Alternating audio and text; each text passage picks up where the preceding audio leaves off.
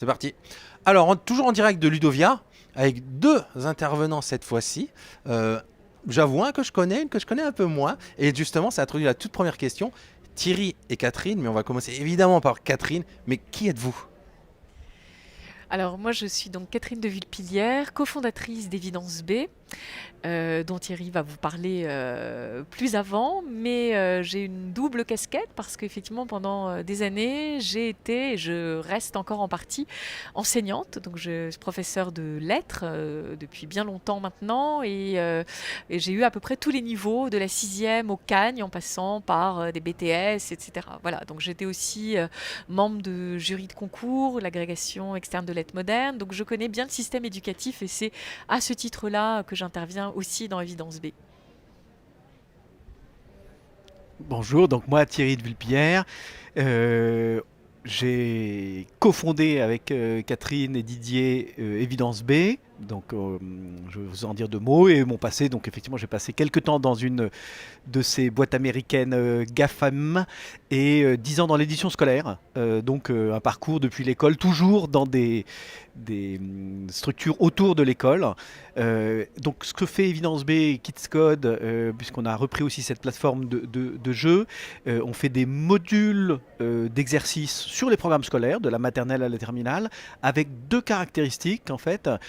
On travaille à partir des recherches qui commencent à être de plus en plus précises sur comment le cerveau des enfants apprend. Donc ces sciences cognitives ont une forme de mode et de débat en France, moins sur l'international, mais clairement, on sait de plus en plus de choses sur pourquoi et comment on apprend le sens des proportions, les fractions, comment on apprend une langue seconde. Donc il y a une innovation qui arrive et qui va informer, enrichir le travail des enseignants. Et la deuxième innovation, qui est très à l'honneur ici à Ludovia, c'est autour de l'intelligence artificielle.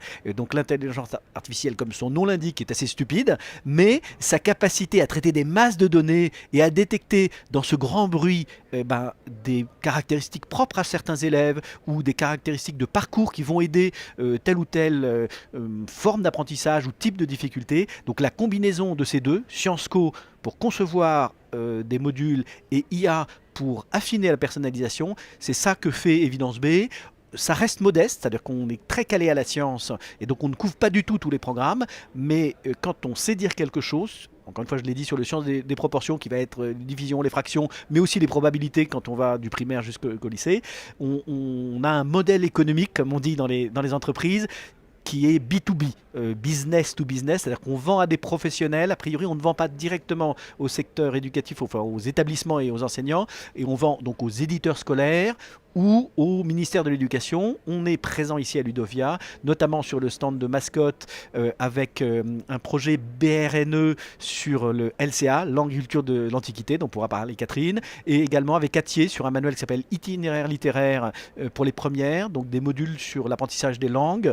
Voilà, donc on vend ces petits modules, mais on les a vendus également. On a un partenariat avec un éditeur à Singapour, Marshall Cavendish, on a un marché en Égypte. Donc le cerveau des enfants est partout dans le monde le même en fait, et donc quand on travaille très près comme ça des sources de l'apprentissage, on peut très vite faire rayonner finalement des entreprises françaises et du savoir-faire des pédagogues français, parce qu'on fait ça avec des profs en fait, associés aux chercheurs. Les chercheurs tout seuls ne peuvent rien, la clé c'est quand même les enseignants, ce que c'est bien chacun des gens ici présents à Ludovia. Voilà ce qu'on fait en bref, mais pas tout à fait bref. Alors, quand je vous écoute, et ça fait tous les deux, hein, et ça fait vraiment le lien avec une des capsules précédentes de ce matin avec Axel Jean de la DNE. Et en vous voyant, le mot EdTech, parce que c'était une des réflexions de ce matin, il prend tout son sens. On a du ed et du tech. Alors sans venir dans la cuisine interne, mais ça c'est très important. Et on le voit finalement pas si souvent que ça. Donc j'aimerais peut-être poser la question à Catherine. Tu insistais sur ton parcours de prof qui connaît bien tous les niveaux, et à la fois des élèves et aussi dans le système éducatif. Ton rôle à toi plus particulier dans ce... Enfin c'est plus qu'un duo, hein, on va dire, mais à la base c'est un duo de EdTech. Il se joue où concrètement, pardon? Oui, alors effectivement, moi mon rôle, bon, c'est moi qui qui fait les produits en fait, hein, et donc je suis chargée des produits, mais c'est pas moi qui les fabrique explicitement, puisque nous on travaille beaucoup avec des chercheurs et des gens de terrain, hein. Donc nos ressources, elles sont construites, comme disait Thierry, à partir des résultats de recherche en sciences cognitives et aussi des résultats de recherche en intelligence artificielle. Mais il ne s'agit pas de faire des choses hors sol, il s'agit de faire des choses qui vont servir aux profs parce que ça répond vraiment à des problématiques qu'ils rencontrent dans leur classe pour aider leurs élèves.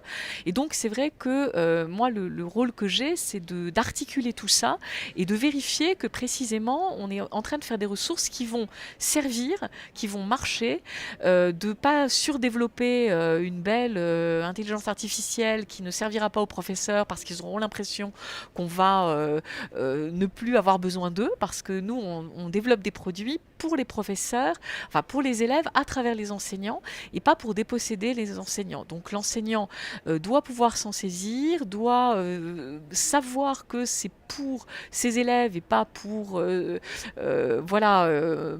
faire de belles choses abstraites. Et donc effectivement c'est bien d'être toujours ancré dans la réalité du terrain. Donc ça c'est effectivement mon expérience de terrain qui est ainsi importante finalement, hein, voilà. Et les enseignants, nous on a à cœur à travers 2 dispositifs, de les rendre complètement cruciaux dans le système, à la fois parce que effectivement ils ont des solutions, ces petites banques d'activités, mais qui vont pouvoir arrêter quand ils ont l'impression que eux doivent prendre la main, hein, ou bien que ça ne correspond pas à la réalité des élèves qu'ils ont devant eux, hein, si jamais ça arrive. Et puis l'autre élément, c'est des tableaux de bord qu'on met dans nos ressources et qui font qu'ils ont toujours une vision sur ce qui est fait, et là encore de vérifier que ça leur convient, et donc ces tableaux de bord on les construit avec eux pour que ça reste encore très près du terrain. Alors j'ai de la chance, vous êtes des experts d'intelligence artificielle. Et moi je joue mon rôle de novice, j'y comprends rien. J'ai lu la thématique de Ludovia, intelligence artificielle, etc. Et avec Fabien, en préparant ces émissions, on se dit, bon, on comprend rien, soyons malins, demandons à nos invités de nous expliquer. Est-ce que vous êtes joueurs et joueuses un petit peu ? Bon, alors vous l'avez vu devant vous, mais vous ne le savez pas encore. Il y a des post-it, ils sont à l'envers. Et derrière ces post-it, il y a des questions, un questionnement pour éclairer un peu le thème de Ludovia de cette année. On va vous demander d'en tirer un, de le dire à voix haute au micro et d'essayer tous les deux peut-être d'expliciter ce que vous en comprenez. On va peut-être commencer pour enchaîner par Thierry. Alors l'intelligence artificielle, c'est beaucoup Catherine. On va voir. Qu'est-ce que je passe ? Ouh là là, mais les questions sont très longues déjà. Y a-t-il des représentations du numérique en éducation qui contribuent à accélérer, fluidifier, favoriser la réflexion pédagogique ?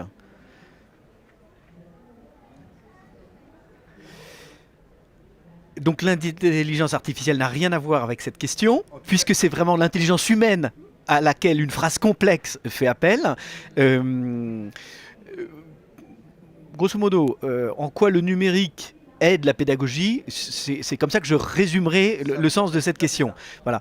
Et sur le sujet qui nous occupe, puisque la thématique c'est l'intelligence artificielle, je veux dire un petit mot de ces modules et Catherine va décrire 2 algorithmes qu'on utilise pour traiter cette question-là. Le numérique, pour avoir travaillé dans des entreprises qui font que du numérique, n'a d'intérêt que par rapport à la pédagogie. Le cœur, c'est un enseignant avec des élèves et comment l'aider dans des dispositifs variés. La première chose qu'on fait chez Évidence B, c'est de ne pas croire que le numérique est une réponse isolée, seule. Il n'y a pas de passage de manuel papier à des manuels numériques, de situations avec des objets à des situations avec du numérique. Ça, le monde va être imbriqué, et avec l'IoT, avec l'évolution du numérique qui devient ambiant, c'est bien l'articulation entre des dispositifs traditionnels, des objets traditionnels et le numérique qui est l'évolution vers laquelle on va. Donc il n'y a pas 2 mondes, il y a des mondes qui convergent. Ensuite, la question, c'est bien dans cette relation entre un enseignant et des élèves, quels sont les points de difficulté que peut rencontrer l'enseignant, et donc il faut partir de là et non pas dire il y a de la 3D qui arrive ou il y a de l'immersion qui arrive, donc essayons de le vendre à l'éducation. Non, quelles sont les questions que se posent les enseignants, quels sont les points de difficulté qu'ils rencontrent et où le numérique peut-il aider à ces points-là. 2 points. un des soucis pour les enseignants, quand ils ont 30 élèves dans une classe, mais plusieurs classes, 100 élèves, c'est d'apprécier, de gérer cette difficulté propre à chaque élève qui n'est pas identique pour chacun d'entre eux. Pour évaluer ces élèves, eh bien, on a des dispositifs qui sont proposer des activités, des devoirs, des travaux à faire. Et donc, c'est tout le travail d'évaluation. On a une capacité à fournir dans un trimestre, en nombre d'exercices, d'activités, de devoirs à faire, une capacité limitée à proposer ces activités. Et le temps de correction que ça représente est un travail qui est rapidement considérable. Il y a une petite enquête qu'avait fait Ipsos sur la vie d'un enseignant. Comment se ventile le temps de travail d'un enseignant, comment se répartit la semaine de l'enseignant. Et il y avait 10 activités, rencontrer les parents, préparer ses cours, faire cours, corriger les copies, etc., qui représentaient le gros du travail d'un enseignant, du primaire jusqu'au lycée. Évidemment, c'est pas tout à fait pareil selon les niveaux, mais enfin, grosso modo, c'est à peu près la même chose. Et quand on demandait à l'enseignant de qualifier ce qui lui prend le plus de temps, d'un côté, et ensuite ce qu'il préfère faire, on voyait que les 2 items qui arrivaient en tête de ce qui prend le plus de temps aux enseignants, plus de 10 heures par semaine, c'était préparer ses cours et évaluer ses élèves, corriger ses copies. Et quand on lui demandait de qualifier ce qu'il préfère faire et ce qu'il n'aime pas faire, donc une échelle de 1 à 10, ce qu'il préfère faire, c'est préparer ses cours et aller chercher sur Internet, concevoir des choses, et ce qu'il n'aime pas faire, c'est corriger les copies et passer du temps à évaluer. Et du coup, ce souci de à la fois détecter pour chaque élève, pour 30 élèves, le point difficile de chacun d'entre eux, et passer du temps à faire cette évaluation, etc., c'est ces 2 difficultés sur lesquelles Evidence B produit des modules. Du coup, je vais passer la parole à Catherine, qui va décrire 2 algorithmes. Nos modules, c'est un petit test de profilage, puis des parcours pour chaque discipline, mais comment on met de l'intelligence artificielle pour aider les enseignants par rapport à ça. Alors effectivement, on utilise essentiellement 2 algorithmes dans notre solution qui vont aider à remédier justement aux difficultés soulignées par Thierry, mais avec toujours cette précaution qu'il n'y a pas d'obligation, on peut débrancher la machine à chaque instant. Alors effectivement, le premier algorithme, c'est un algorithme de ce qu'on appelle clustering. Donc il s'agit à l'issue du test diagnostic par clustering de déterminer donc des clusters, c'est-à-dire des groupes. Mais c'est pas forcément des groupes justement d'élèves, c'est des profils d'élèves, c'est des groupes auxquels ni les experts de terrain ni les cogniticiens n'ont forcément pensé. C'est de l'apprentissage non supervisé, c'est-à-dire précisément à partir d'un certain nombre de résultats, la machine est capable de faire ces groupes et il y a quelquefois des surprises parce que c'est pas forcément les élèves qu'on avait imaginé être. Exactement, absolument. C'est la notion de signal faible. C'est bien la raison pour laquelle ça aide l'humain qui lui est capable de détecter d'autres signaux. Donc ça, à partir du clustering, ça détermine, si l'enseignant le souhaite, effectivement le point de départ de l'élève dans la banque de ressources et d'activités qu'il va devoir suivre, qu'il va pouvoir suivre. Mais l'enseignant peut très bien se dire, mais c'est pas normal que tel élève soit dans tel cluster, moi je sais pourquoi il est là, ce matin il avait mal pris son petit déjeuner, et voilà. Bon. Donc néanmoins, c'est une aide pour les signaux faibles. Donc il part dans la banque de ressources et là il va falloir qu'il ait un suivi très précis, que soit, comme dit nos chercheurs, tracé à la culotte en fait l'élève en fonction de sa propre évolution et des données antérieures. Donc là, c'est un algorithme d'apprentissage par renforcement qui n'est ni du supervisé ni du non supervisé. C'est du machine learning, j'allais dire à l'état pur, parce que vraiment c'est la machine qui apprend au fur et à mesure des données qui lui sont données, et c'est très très efficace justement c'est du machine learning, et effectivement dans le domaine éducatif où on apprend, la machine elle apprend et l'élève aussi, et donc ça va lui permettre de vraiment d'allouer à chaque élève au fur et à mesure la ressource qui lui convient exactement. Voilà. Je complète juste cette réponse. On a fait cet algorithme qui s'appelle le Bandit Manchot, Multi-Arm Bandit, avec l'INRIA à Bordeaux, donc sur l'autre côte par rapport à Ludovia. Et ce qu'on voit dans les études, les recherches qui sont faites, quand un enseignant va allouer, par exemple, on travaille là, on a remporté un marché avec le ministère de l'Éducation sur le cycle 2 en maths. Quand on alloue des exercices en addition et soustraction pour des cycles 2, et on va dire qualifie de 1 à 10 la difficulté des exercices qu'on va allouer, naturellement l'enseignant va très rapidement distribuer à ses élèves des exercices plutôt de niveau 2 et 3, et il n'ira pas plus difficile que le niveau 7. Il va taper dans le centre, j'ai envie de dire. quand on fait un comparatif, comment l'algo va allouer les exercices et comment l'enseignant va allouer les exercices sur des classes hétérogènes, ce qui est le cas de toutes les classes quasiment, eh bien l'algorithme va beaucoup plus longtemps allouer des exercices de niveau 1 et 2 parce que des élèves en ont besoin, et du coup c'est un premier profil de décrocheur. Si on ne le fait pas, si l'enseignant à un moment passe au niveau 3, eh bien ceux qui n'auront toujours pas maîtrisé finalement commencent à créer ce profil de décrocheur. De la même manière, l'algorithme très rapidement, enfin finit par allouer des exercices de niveau 7, 8, 9 et 10. Et c'est un deuxième profil aussi de décrocheurs, d'élèves qui s'ennuient ou qui tournent en rond, etc. Et du coup, c'est une aide aussi pour l'enseignant de l'aider justement à taper sur l'ensemble des compétences, des difficultés, des typologies d'exercices. Donc c'est voilà, les aides qu'on propose. Donc ne laissez aucun élève sur le bord du chemin, l'IA au service des plus faibles mais aussi des plus forts. Et l'exemple du clustering là, qui est très parlant, qui démystifie beaucoup, je trouve. Enfin, au moins un peu ce que peut être l'intelligence artificielle, tous les mythes et les fantasmes qu'on peut avoir là-dessus. Il me reste plus qu'à vous remercier tous les deux grandement. Et peut-être juste une dernière chose, on veut en savoir plus sur vous, sur Evidence B, où est-ce qu'on vous retrouve sur les réseaux ?